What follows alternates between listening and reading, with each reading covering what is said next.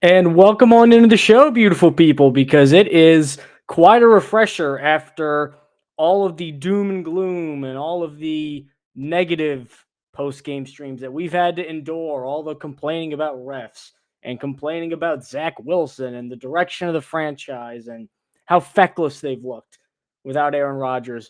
Finally, there are some nitpicks, but finally, the Jets are winners 31-21 on the road in Denver against the Denver Broncos, which I don't think they're a very good team, but that's always a very tough place to play. And they came out of it with a ton of battle scars that we will get into. But first, before all that, you can always find us on Apple Podcasts, Google Podcasts, Spotify, Overcast, wherever it may be that you get your podcasts. We're on all those sites. And YouTube and TikTok. Both of them are at the Jet Press. Make sure you subscribe. Make sure you send us a follow on TikTok. We are getting some really good responses, some really good interactions over there. So however you choose to support the show, we are eternally grateful and thank you for it. Feel free to use the chat too on Facebook or YouTube or however you may be watching. Let your thoughts be heard, people.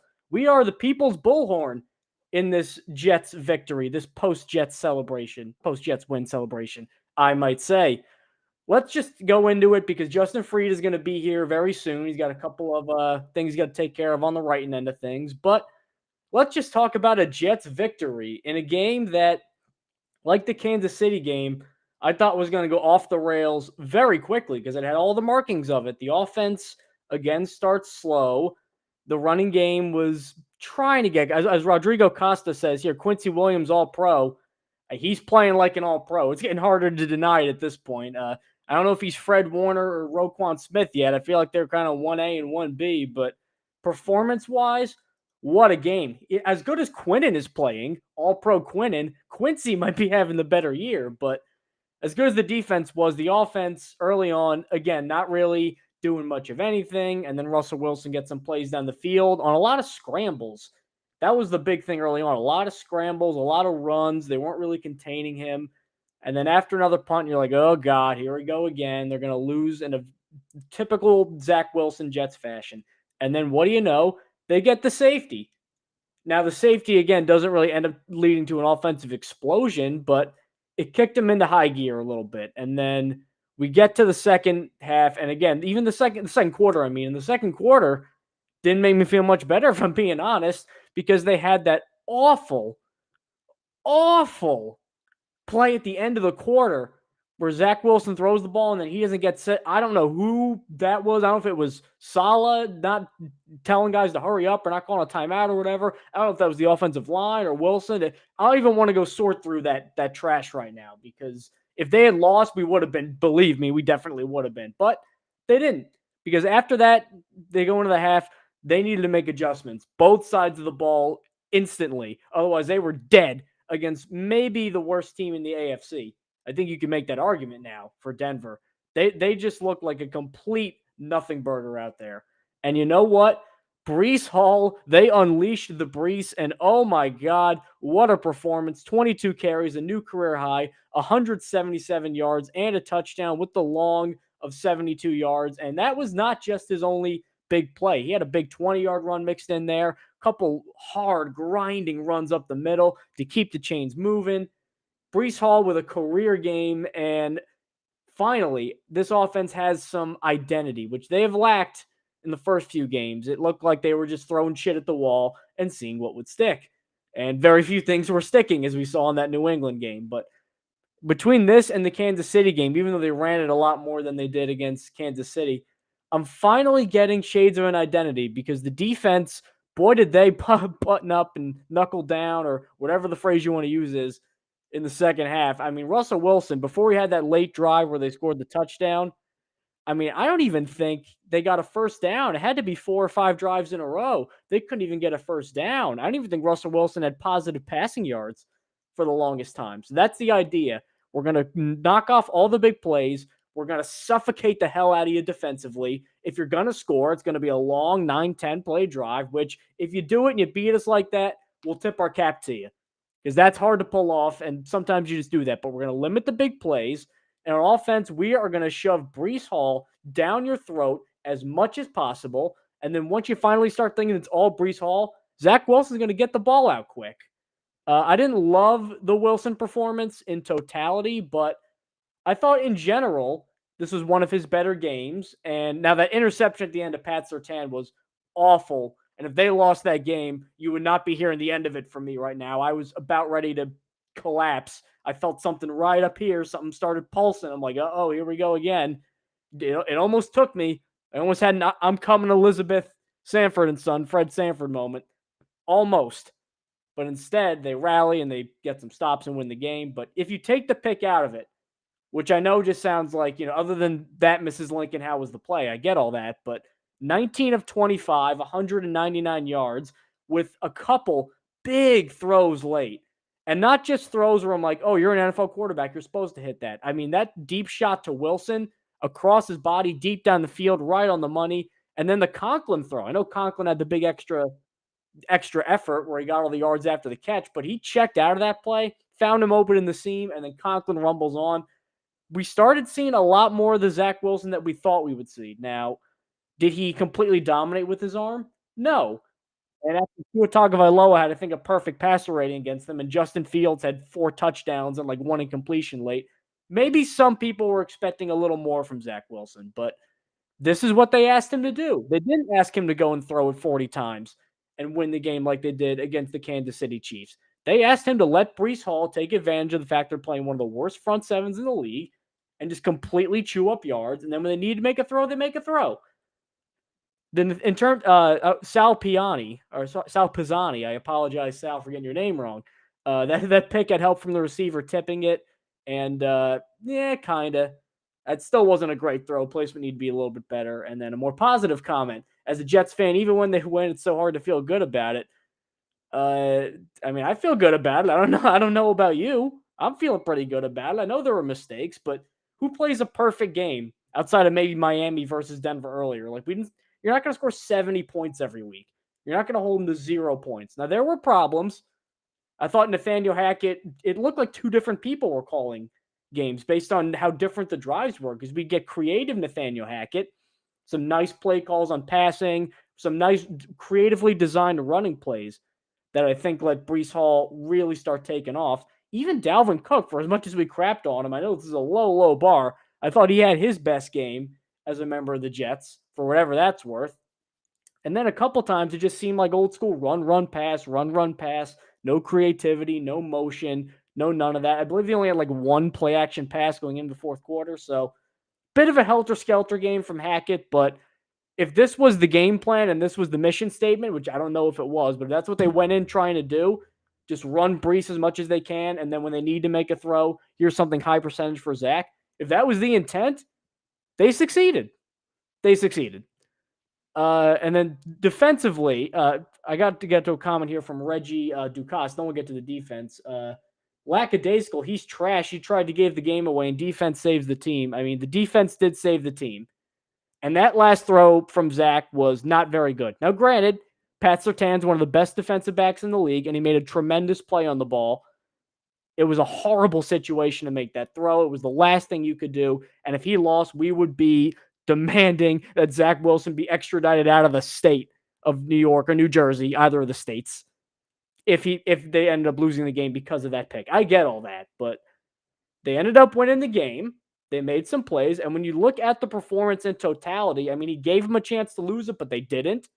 I thought that he could have made a couple extra throws. There was some meat on the bone he left, but in generally, a lot of high percentage stuff. I believe this is like the second week in a row where his completion percentage is over 70%, which is very good. We're used to Zach Wilson putting up 52s and 53s and things like that. So as long as he's not doing that, that's pretty good.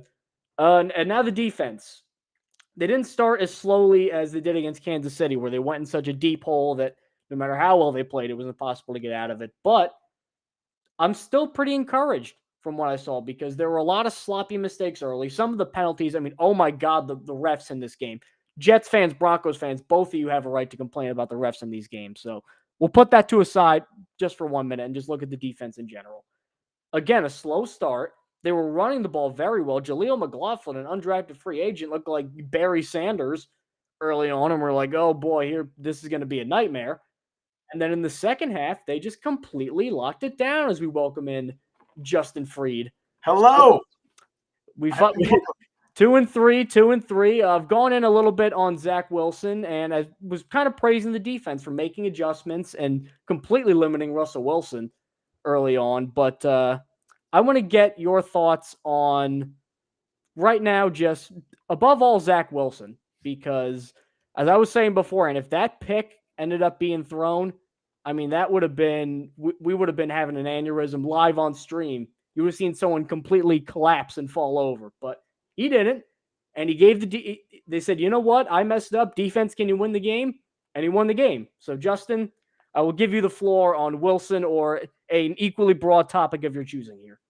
I mean, first of all, the Jets won a goddamn football game. That's a reason to celebrate. I know you've already been celebrating. I'm sure you came on celebrating, but I have to celebrate now because we don't get a lot of these sometimes, all right? So it feels really freaking good when the Jets win a game. And this was a game that, by all accounts, the Jets had a lot of reasons to lose this game because of all the penalties and just obviously the injuries. They were banged up on the offensive line. I don't know if you gave the update on Elijah Vera Tucker, but Robert Saleh, it doesn't sound good. They said that Saleh said he is concerned. He was asked if it was an Achilles, and he declined to comment, but they're getting an MRI.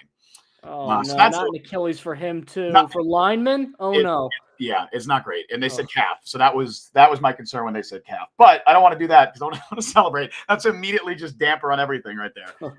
But yeah, what a win. What a win. Because there was a lot of reasons that the Jets should have lost this game, and they came through in the end. The defense locked down in the second half, aside from one drive where they just looked like they were lost, which that happens a lot with this Jets defense. I feel like this Jets defense is so talented and so good, but they have like drives here and there where you're just like, what is happening? The end result is generally good. When you look back on a game, you're like, the Jets defense played well. But during the game, it's not pretty sometimes. And as for Zach Wilson, I think he did everything you can ask for him in this game. He had the interception at the end, which was really just bad ball placement. Like, honestly, it's unfortunate that it ended up in a pick because nine times out of 10, that's not an interception. When you throw the ball there, probably not going to end up in an interception. And it wasn't a bad decision. I thought he was pretty safe with the ball outside of the fumbles, which that needs to be cleaned up. The Jets I want to say they got very lucky with those fumbles, although they obviously had the muff by Gibson. There were a lot of fumbles in this game. Very sloppy performance by both teams. But I think overall, Zach Wilson did well. I think he performed exactly how you'd expect a backup quarterback kind of thrust into the situation, and probably even better than that. He wasn't quite as good as last week. He didn't have the same big time throws, but I thought he was pretty competent. He was a pretty competent quarterback, and he made a couple of really nice plays. Of course, that third down strike to Conklin in a crucial time, because what impressed me the most is Conklin was not his first read there. You know, you got a hostile environment in Denver. The crowd is on your ass. You got pressure coming because you got Max Mitchell in the game at right tackle, which sounds like he might be starting at right tackle moving forward, which that might be a concern moving forward, but we'll see. But it was a really difficult situation for him. He progressed through his reads, stayed calm in the pocket, got hit as he threw, and still found Conklin. That was a really, really nice play by Zach Wilson. And the Wilson throw.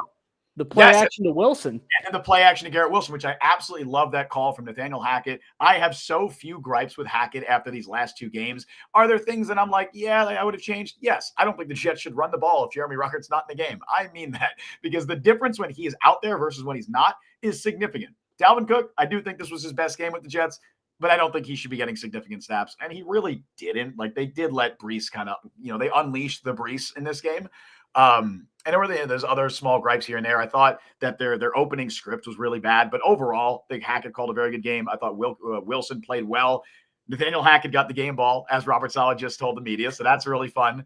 I'm really happy. I'm happy for Nathaniel Hackett. I'm happy for Billy Turner. I'm happy for all this Jets team that wanted revenge on Sean Payton. By the way, Sean Payton spiking the ball with 1 second left, down 10, no timeouts. That's a bitch move, man. I'm sorry. That's such a bitch move. I love how the camera cuts to him. They're down 10. There's 1 second on the clock, frantically looking at his playbook, trying to find a play. Like, and if anything, you're risking injury to your own players. Like, why? How about uber genius Sean Payton after a muff punt and Sauce Gardner goes out of the game? They're running end around with the number 3 wide receiver as a rookie.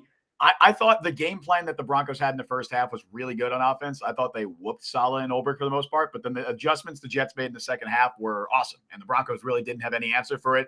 They finally got after the quarterback, and honestly, Russell Wilson looked like he looked like a rookie quarterback. Like, he was scared to throw the ball. The dude was running at the first sign of pressure. And he fumbled the game away. Like, he looked like a rookie quarterback out there. And this Jets defense has the ability to do that to quarterbacks. We've seen him do it to Josh Allen, to Patrick Mahomes, and now Russell Wilson. And Wilson had I would say, even worse game than those two.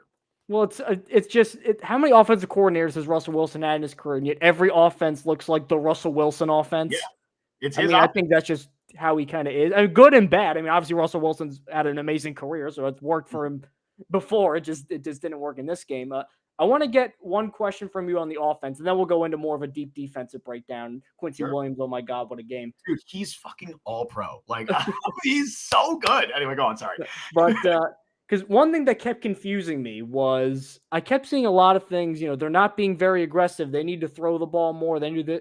And I got it to a little bit. And then I'm watching the game. I'm like, Brees Hall's ripping off 10, 15-yard runs every other play. Why are we not giving it to him 30 times a game? This is the worst run defense in the NFL. The Broncos, Brees Hall ran for 177 yards. I don't think your takeaway from that game should be the Jets should throw the ball more. Exactly. Like that's not.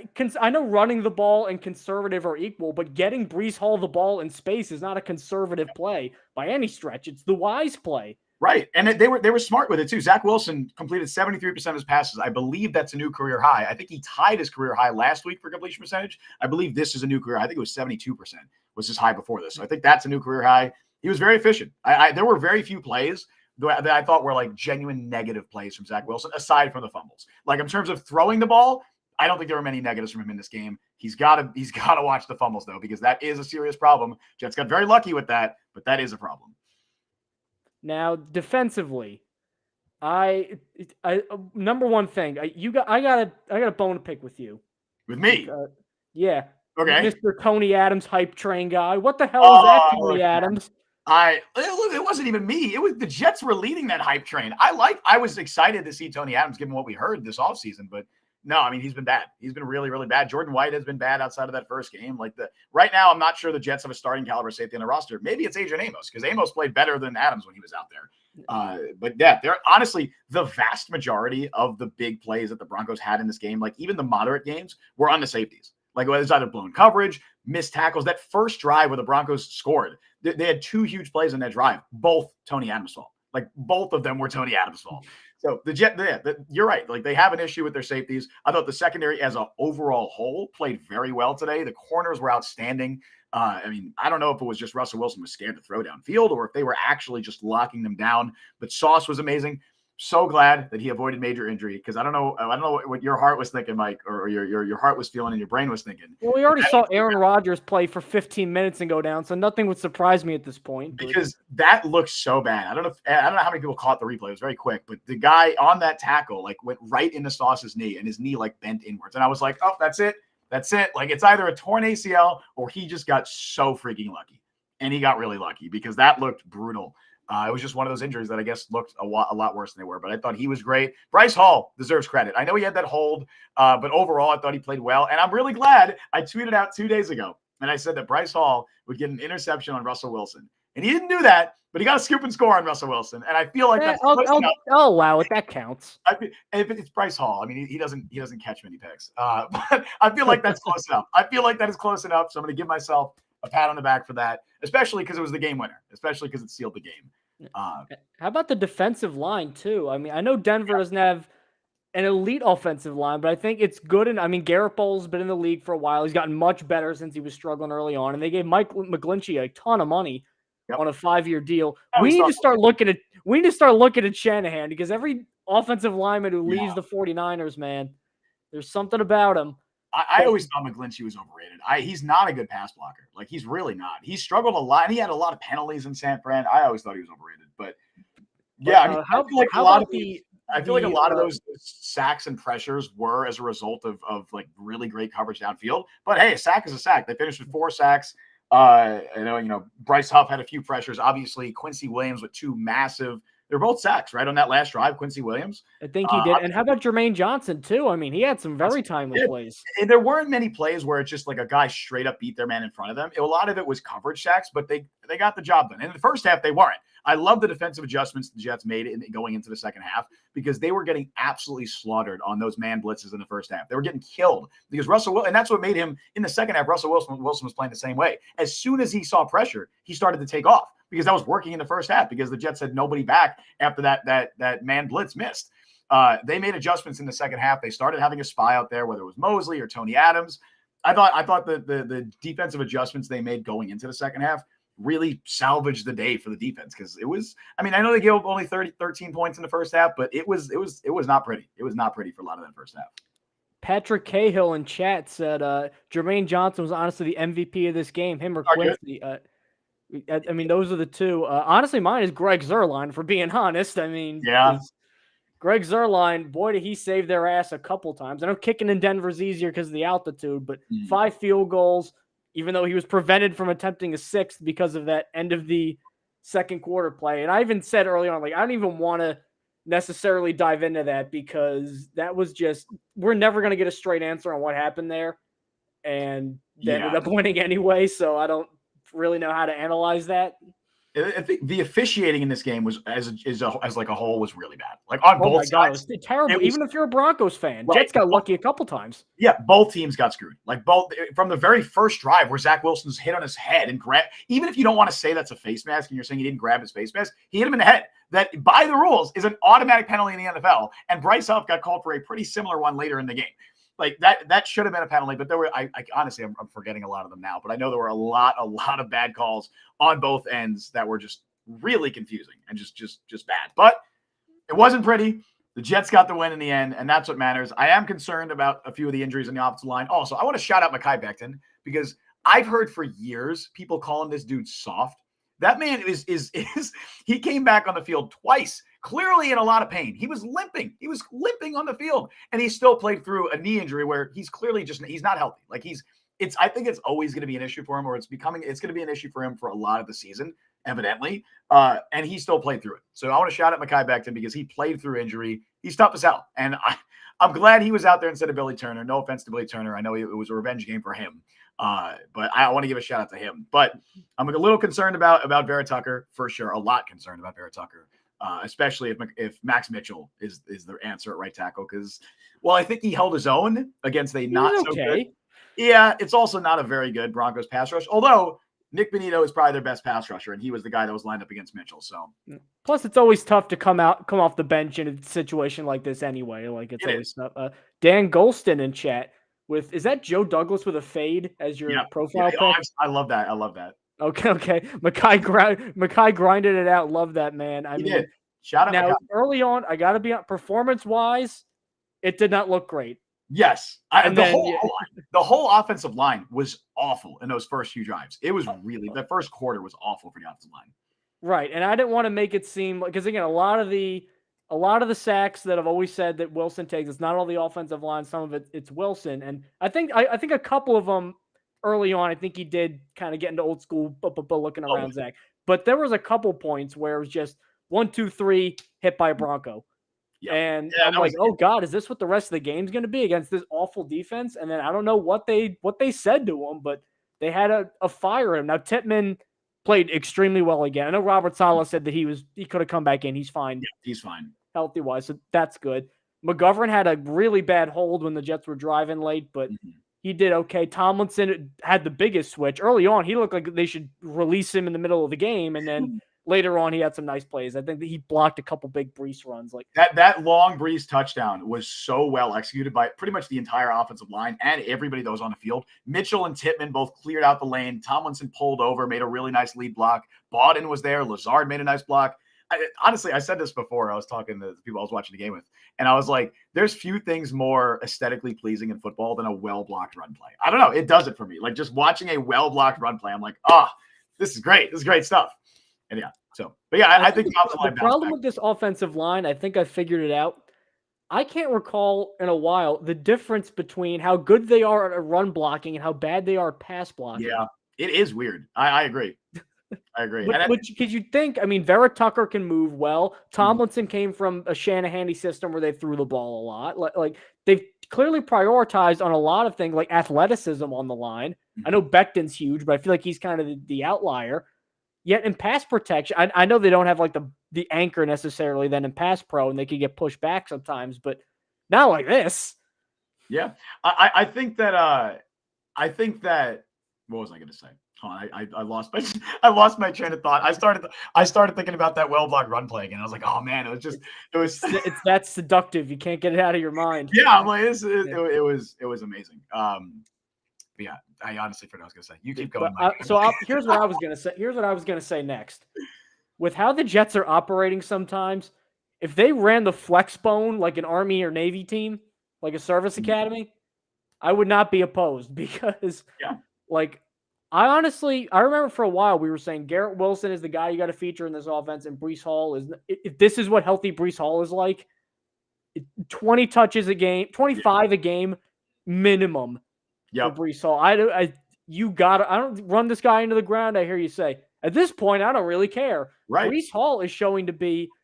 People forget how special of a talent he is because Breece Hall is 220 pounds. Yeah. Does he run like a 220-pound running back? He's running. He's 195 out there. He's so electric. He's out there looking like Devon A-Chain, but he's like 220 pounds. That's crazy. I remember what I was going to say. I was going to say, I think part of the reason the Jets' run blocking looks so much better than their pass blocking at times is a result of the cast around the offensive line.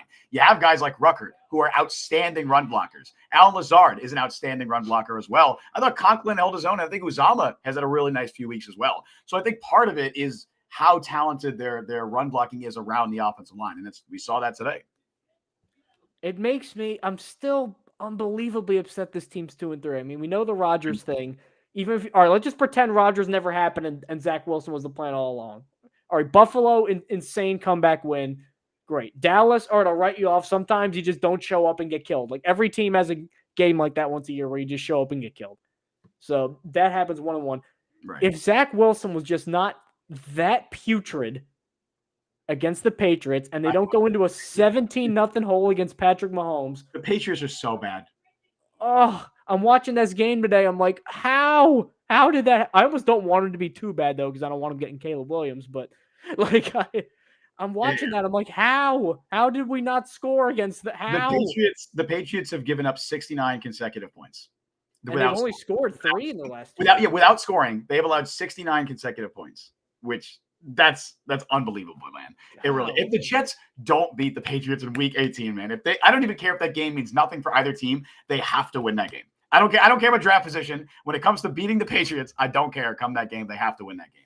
But yeah, I mean, looking ahead, this was a must-win game for the Jets. I know we say that. I know it's hyperbolic to say that sometimes. You couldn't afford to be 1-4 going into the Eagles week. You couldn't do that because that's a really tough game against an undefeated Eagles team. That's a really, really good team. And then you got the bye after that. Now you at least set yourself up for potential success after the bye, because after the bye week, the schedule lightens up a lot. There's looking at that schedule, it's not very daunting. It really isn't.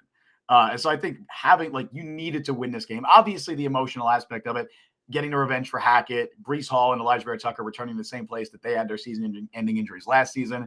Really hope it's not the same outcome for Elijah Vera Tucker this time. But it was a must-win. It was a must-win because this is a very beatable Broncos team. This defense is not good. And I know that obviously they had 23, 24 points against this defense.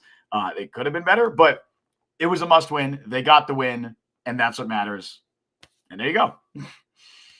Maybe here's the way I'm kind of looking at this. And you know who's been more critical of Zach Wilson than anybody? Yeah. It's me. I still don't have a ton of confidence in the passing game. It's certainly better. Like, it at least looks like an NFL passing game the last 2 weeks. Like, it looks like they're not going to throw for 400 yards, but it looks like workable. And they have like big plays and they have concepts that they run. And it's real. It's not like whatever the hell beforehand. Maybe a part of me, small part, is thinking, all right, how much of it looking like that was just Buffalo, Dallas, New England, back to back to back?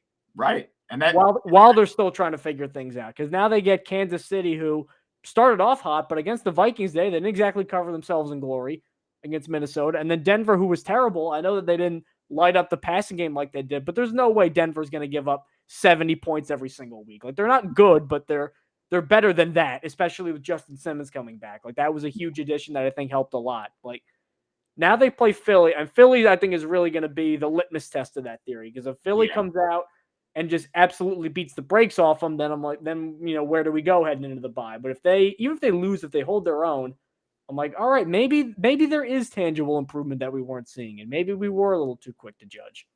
I think the Jets offense has an identity now, which they really didn't have through those first few weeks. Like you said, they were still trying to figure out who they were without Aaron Rodgers. Specifically, Nathaniel Hackett was trying to figure out who he is again without Aaron Rodgers, because obviously he didn't have Aaron Rodgers last year, but he had Rodgers for a while in Green Bay. it's been a while since he's called plays successfully without Rodgers as his quarterback. So I think he was really trying to figure that out. And I think the last couple of weeks they've leaned on Brees Hall in the ground game. They've had a lot of pre-snap motion, which again, it's great. They didn't end up giving the ball or anything to Xavier Gibson this week, but even just having him crossing the field all the time, it at least it pauses the linebackers for a second, and it allows Brees to hit the hole and not have a linebacker right in his face immediately. That's really important stuff. And they weren't doing it at all the first few weeks. I don't know if it was they didn't trust Zach Wilson or they just didn't know how to attack the defense. But here's my theory on that, because I remember hearing people talk about like how really good quarterbacks operate and the preferences they like, where Peyton Manning, I remember, he wanted everything, 2 guys on one side, 2 guys on the other side, and keep everything still with almost no motion so he could kind of, do his pre-snap thing and direct everybody and like make the play up. Tom Brady was big on trips to one side, find the really bad weak guy, and just keep spamming it until they figure out how to stop it. Drew Brees was, we're going to move everybody around. Eventually, one of you will get confused, and I'll just dump it off to the confused guy because I can pick it up. Like, everybody operates differently. Rodgers, to a degree, I think is more like Manning in that when he came to the line, he felt like he wanted everything kind of set. That way he can do motions. He can figure out things. He wanted to basically call his own offense to a degree. I don't know if he wasn't calling his own plays, but he liked kind of having that authority. Mm-hmm. And I feel like early on, he tried to give Zach some of those tools. He gave him, I think, a lot of pre-snap responsibility. And now I think Hackett is doing it a lot for him. Not in a babying way, but I think it's just, right. Yeah, this is a way to be more effective. Like, we'll help you out. They're not using a ton of motion or play action, but I think they're using more than they did early on, because I think maybe motion and play action, I think he would leave up to the quarterback. Now he's calling it a little bit more. And the results, I mean, they aren't amazing, but he's completed over 70% of his passes in both of the last 2 games, which he has a career like 55% completion percentage. 70 for Zach Wilson is almost unprecedented. And really outside of that one throw to Surtain that got picked, which again, part of it was a great play on Surtain. Part of it was also poor placement. I know it's a 30-yard throw, but if you're going to make that throw, place it well. So if you take that out of it, have there really been any like, oh my God, Zach Wilson, no, what are you doing? Throws in the last 2 weeks? I haven't really seen it. No. And I want to get to a comment from Mario on Facebook in chat. He said, despite Zach Wilson, we got the win. I don't think the Jets won this game in spite of Zach Wilson. That's not how I'd spin this at all. At the end, they did. Yes, but again, like you said, it was just poor placement. It wasn't even like a bad decision on his part. I think Zach Wilson the last 2 weeks, I'll even say this week, because I think genuinely last week he played like a good quarterback. Like he was a starting caliber quarterback and then some last week. This week, I think this is exactly what you hope for when a backup is thrust into duty. You hope he can do exactly what Zach Wilson did today. And this was a very encouraging performance from him. He's not making any big time throws, or at least he didn't today. There wasn't anything really that was like, oh, this guy's a star, but he was very competent. He was competent with the ball. I feel like they're treating him as if they treat a rookie quarterback. That's kind of how the vibe I get, which is fine. And honestly, that's probably how they should treat him right now. I feel like the game plan they have for him is intentionally meant to be easy for him. Most of it is one read stuff. They're trying to get the ball up very quickly. Part of that, again, is they're trying to deal with their offensive line, which has they've done a lot of reshuffling. They've had injuries, but they're clearly trying to get the ball out of his hands quickly. They're trying not to make him think too much, because when Zach Wilson thinks too much and when he holds onto the ball too long, bad things tend to happen. And that's always been a thing throughout his career. I'm sure we'll see the numbers on it in a couple of days or tomorrow, what his time to throw was, but I imagine it was very low, just like it was last week. Last week, it was 2.73 seconds. That was one of the lowest marks of his entire career. The game plan this week was designed to do the exact same thing, and that's exactly how they should be attacking this Broncos defense. That's how they should be game planning their offense, because it works. Feed Brees in the ground game. That's where you lean on, and then when Zach Wilson has to throw, you make the quick, easy throws. The little tosses out to Brees Hall, the little throws into the flats where you had that third down conversion to Garrett Wilson, where it might have been OPI and Alan Lazard, but they didn't call it. That's the stuff that you need to do. The quick, little, simple reads from Zach Wilson.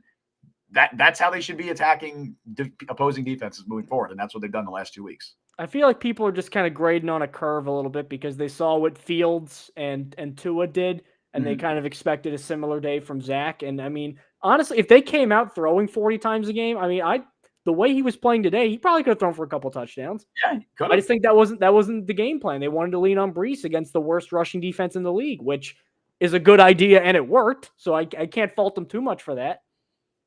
Yeah, no, and also like Justin Fields is still a better quarterback than Zach Wilson. Like that's I know how Wilson's played the last 2 weeks and it's good, but Justin Fields is still a better quarterback. He's still I would still say he's a starting caliber quarterback. I know he had a really rough start to this season and the jury's very much still out on him. This isn't me being a Justin Fields defender. It's me seeing the reality with what Zach Wilson has been through the vast majority of his NFL career. So expecting Zach Wilson to come out and throw for 350 yards. I don't think that was reasonable. And it's also just not what this Jets offense is. Like you said, like their game plan was not to throw for that many yards. They weren't going to try to do that because they know they have one of the best running backs in football. And they know how porous this Broncos run defense is. That wasn't their plan. Their plan wasn't to come out throwing 40 times. And it worked. They rushed for over 170 yards with just Breece Hall on the ground. It's hard to argue with results when you get that kind of production. Justin, I got 2 questions to ask you, and I'll give you the floor for both of them because Sure. I've had these on my mind. Obviously, nobody likes the coach when they're losing. Like, the second they go down, it's fire everybody. Like, I get that happens. I saw so many fire solid tweets in that first half. It was really funny. But one of the things I kept seeing a lot, maybe this is strange to me, is I feel like, well, obviously the big criticism of Saleh right now is the Jets start very slow.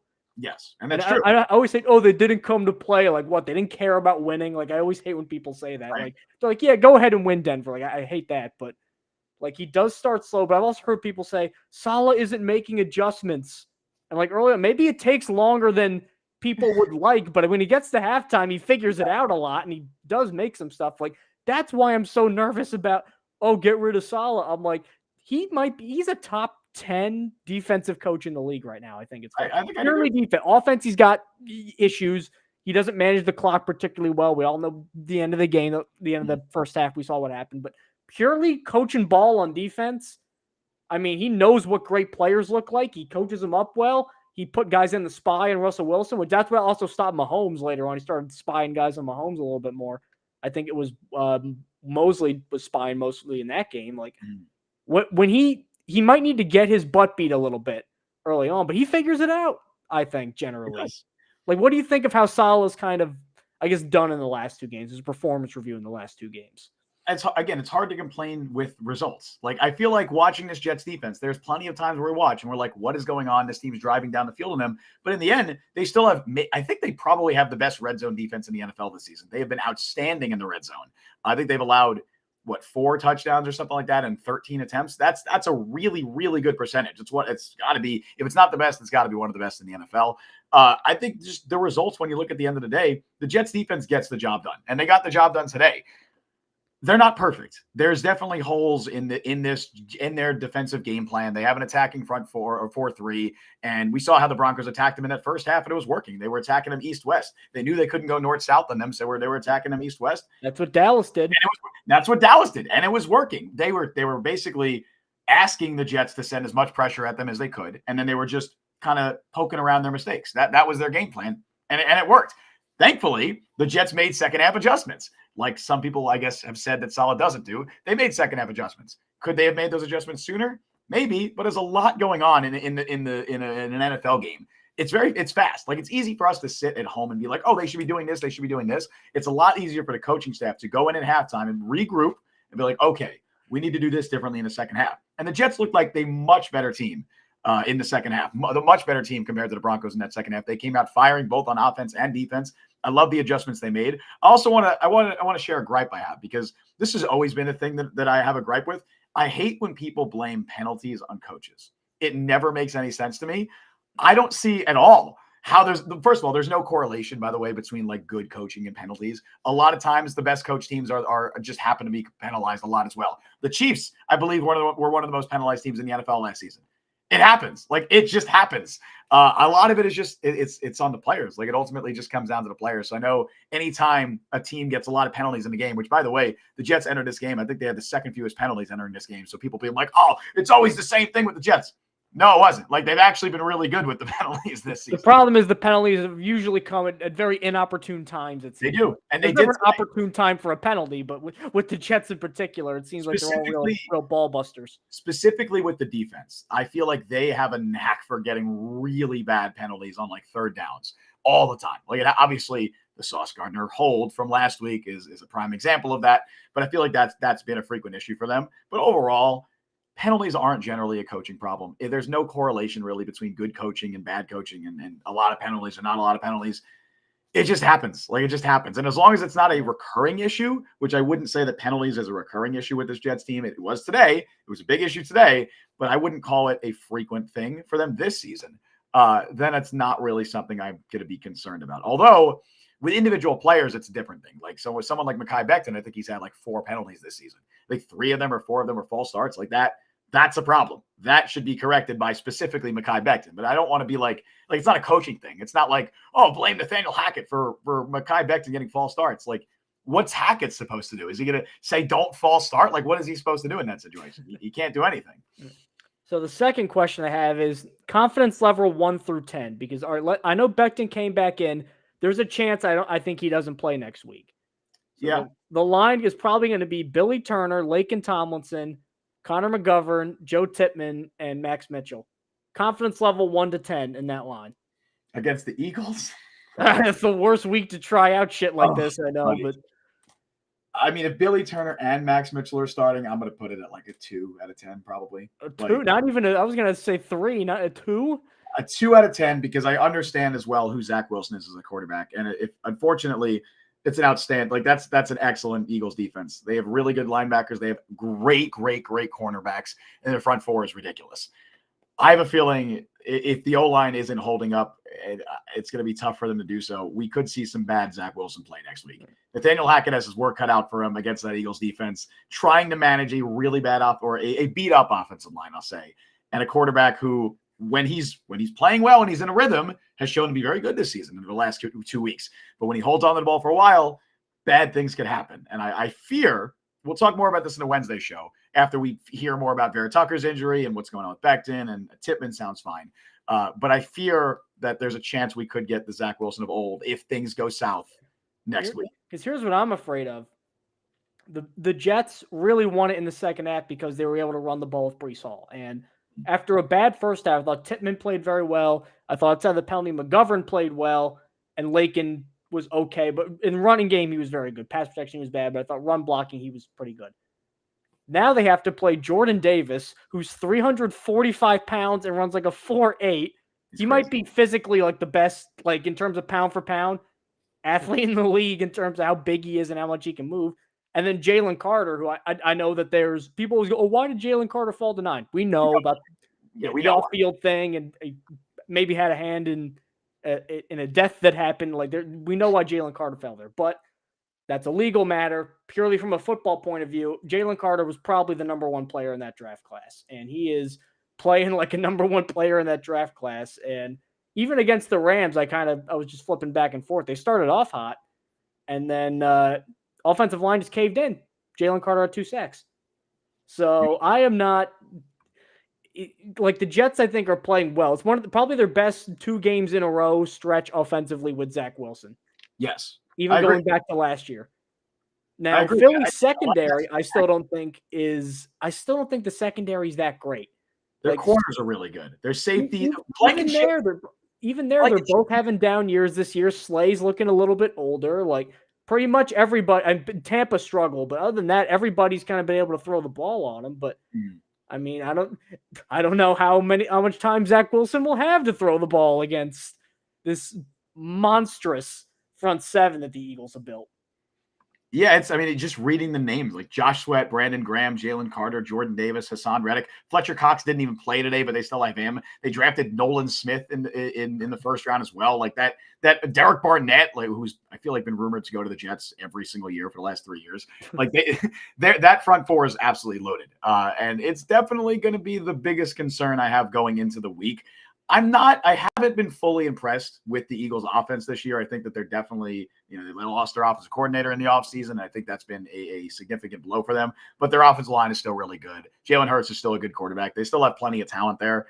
The question is just going to be, can the Jets offensive line and offense look competent against this Eagles defense? Because it's tough. Like that front 4 is no joke. It's maybe the best in football. And hopefully, thankfully, they get a bye after this. The schedule lightens up, but it's a really bad time for Elijah Tucker to get hurt if he misses this game, and especially if Becton also misses the game. Really bad timing. Well, also defensively, I mean, the Jets allowed like 130 yards on the ground, I believe. I mean, I was saying before he came on, Jaleel McLaughlin looked like Barry Sanders. He's good. When I heard that, like when not that good, right? Like when we saw that Javonte Williams was out, I didn't think about that being like a big loss for them because McLaughlin has looked very good for them. Like he's genuinely looked really good for them this season. I'm not surprised he made plays. The big issue with the Jets' run defense just appears to be their back end, like their safeties. They are a net negative on the field. Specifically, Tony Adams.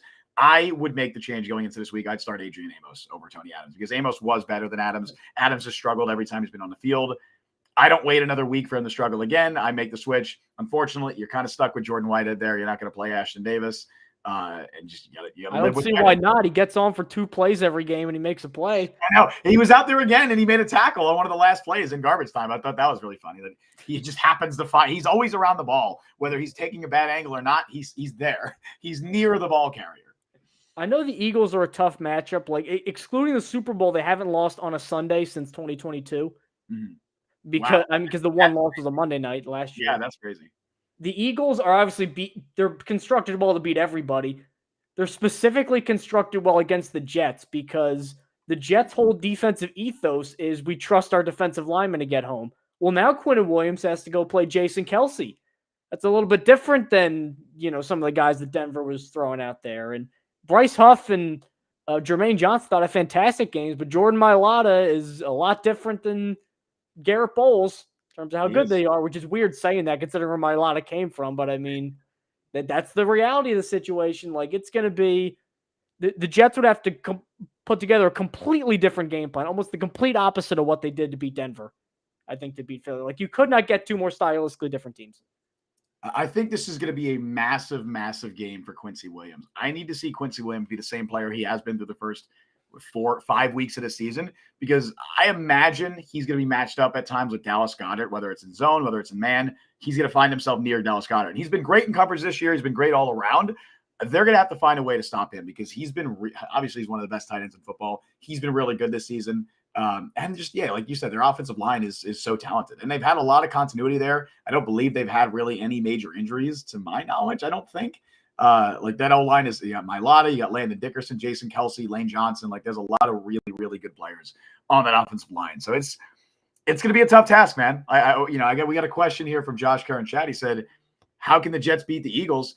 They need to play. Pray. They need. Or did I say play the Eagles? No, pray. Oh, pray. I mean, I wouldn't even say that. I don't think the Eagles are they're a really good football team, but they're beatable. Like I know they're unbeaten right now, but they've shown that they're a beatable team this season. It's going to be tough if Vera Tucker, especially, and Becton are out. If it's going to be really tough if both of them are out. But I think if their offense shows signs of what they've shown the last couple of weeks, I do trust that the defense can keep them in check for enough of the game. Unfortunately, if they're constantly being put in bad situations, the Eagles are going to take advantage of that because they are a well-coached team and they do have a lot of talented players. So it's really just going to come down to limiting mistakes. I mean, this is simple shit, but limiting mistakes. Cannot have the same amount of fumbles that you had this week. Special teams as well, because Xavier Gibson had his miscues. That can't be happening. It's going to be tough, but I think the Jets can win this game. It's not a game that we're going into expecting the Jets to win, but I don't see the Eagles as some unbeatable force. Like if this was I'd say like the 49ers or something, I would not be going in with a lot of faith because I think the Niners are just they're a better team. Like they're a better team than the Eagles. I think that there's some hope, but it's not. Obviously, it's going to be really difficult. Can I say something about Robert Saleh? That one punt return where Gibson got absolutely destroyed and they made him catch another one. and then he puts him back. I didn't know, why did Saleh elect to re-kick there? Why didn't he just take the yards? That didn't make any sense. I'd imagine Gibson, it was like, you ever seen a cartoon when a guys get hit and there's like birds flying around their head and their eyes are all spirals? Like they got like a bump sticking out of their head. Like that's what Gibson was like. Because he literally muffs the punt right before that, and then they throw him out there, and and then he just gets whopped he gets just crushed as soon as he's going to catch them. It wasn't even his fault, obviously. And then they throw him right back out there again. They go, yeah, just throw you back out there instead of taking the yards. I don't know why. They're playing with a concussion. Like, get out there. He's like, I don't want to go to school, Mom. They're like, what? Get out there. You're the punt returner. Yeah. One last comment I want to ask you about, though, before we wrap up here. How about the inactives, Mecole Hardman and Carl Lawson? I'm not upset at all about Carl Lawson. That is exactly what I would have done. I don't think he's healthy. He's clearly not healthy, which sucks, man. Like, it's just, I was so excited about the Carl Lawson signing when they made it because he was really, really good in Cincinnati. I thought it was a really smart move because even if the sacks weren't there, he was taking over games with the Bengals. And unfortunately, it seems like we're never going to see a healthy Carl Lawson with the Jets. And that really sucks. The Hardman stuff's just confusing. They're using Xavier Gibson in the exact role that they probably should be using Mecole Hardman. Maybe it's like the Jets signed Hardman and then they realized, oh, hey, Gibson's good and we want to get him on the field and he plays special. So we're just not going to have Hardman out there. I really think that's what it is. I think Gibson came in this summer and took Hardman's job. He took his job as a returner and he took his job on offense. And it's weird because they promised the guy a bigger role and he played 50% of snaps last year with the defending Super Bowl champs. And now he can't get on the field with the Jets. He's a healthy scratch. I wouldn't be surprised if they try to trade both of them before the deadline. Although I would prefer to keep Hardman as extra depth because I do think he might come in handy at some point. Lawson, I don't know what you can even get from him at this point, but I don't think he's going to be healthy like this year. I really don't. And they have plenty of defensive end depth. I'd be fine moving on from him midseason. It's tough. But you know what isn't tough is finally looking at the post-game recaps and finally seeing a Jets W in the column. This was the first game this year they had a lead. It's October. I know. Wait, it's the first game. Yeah, it's the first game this year they ran a play with the lead. Ran a play. I mean, obviously they got a lead on the right. They had a lead and then ran a play. First time all year. Yeah. And they tried their damnedest to give it away at the end, but the defense held, and the Jets are 2-3. Now, what does the future hold? We don't know. We'll wait for the slaughter on Sunday that I think a lot of Eagles fans are expecting. But until then, you can find us on Apple Podcasts, Google Podcasts, Spotify, Overcast, wherever it may be that you get your podcasts. We are on all those sites and YouTube and TikTok. So, Justin, I will let you take us home here. The Jets can never make it easy, man. They can never make it easy. But what matters is the result. And we got a Jets win today because, dude, this entire show would have been vastly different if the Jets didn't win this game. They'd be 1-4. They saved their season, honestly. They saved their season. But anyway, we will talk about that more on Wednesday. Thank you all for joining us on the show today. You can follow Mike on Twitter at @ByMikeLuciano. You can follow me on Twitter at Justin T. Freed. Follow JetPress at the JetPress. Download the JetPress podcast wherever you get your podcast. Also check us out on YouTube, TikTok, subscribe, like. You guys know what to do at this point. We stream live every Wednesday at 3 p.m. Eastern time and live immediately following every Jets game. Thank you for listening to JetPress Podcast. I've been Justin Freed. That has been Mike Luciano. We'll see you guys next time. 2-3, baby, and it feels so good.